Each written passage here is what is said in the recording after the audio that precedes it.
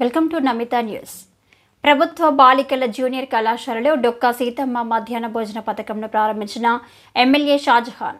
కూటమి ప్రభుత్వ ప్రతిష్టాత్మకంగా చేపట్టిన జూనియర్ కళాశాల విద్యార్థులకు డొక్కా సీతమ్మ మధ్యాహ్న భోజన పథకాన్ని మదనపల్లి ప్రభుత్వ బాలికల జూనియర్ కళాశాలలో ముఖ్య అతిథిగా పాల్గొని మధ్యాహ్న భోజన పథకాన్ని ప్రారంభించారు.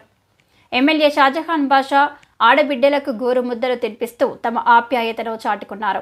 ఈ సందర్భంగా ఎమ్మెల్యే మాట్లాడుతూ ముఖ్యమంత్రి చంద్రబాబు నాయుడు పాఠశాల విద్యార్థులకు అందిస్తున్న నాణ్యమైన భోజనం ఇంటర్మీడియట్ విద్యార్థులకు అందించాలనే సంకల్పంతో డొక్కా సీతమ్మ మధ్యాహ్న భోజన పథకం శ్రీకారం చుట్టారు.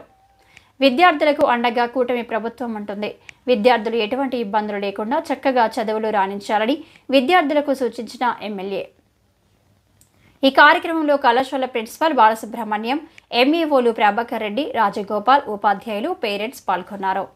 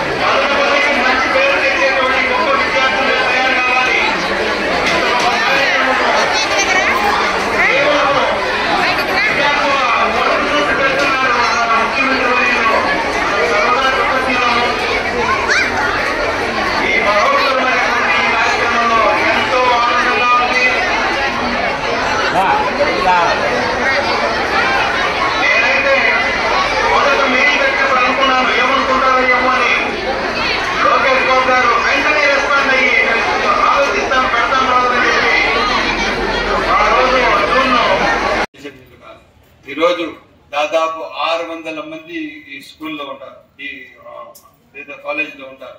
ఈ కాలేజీలో ఈరోజు 55-60 మంది ఆబ్సెంట్ ఉంటారంట. ఆబ్సెంట్ తగ్గించలేదండి, ఆబ్సెంట్లు ఎక్కువ ఉండదు. ఆబ్సెంట్ ఉంటే మీ మైండ్ డైవర్ట్ అయిపోతుంది. రెగ్యులర్గా ఉంటే కాన్సన్ట్రేషన్ ఉంటుంది.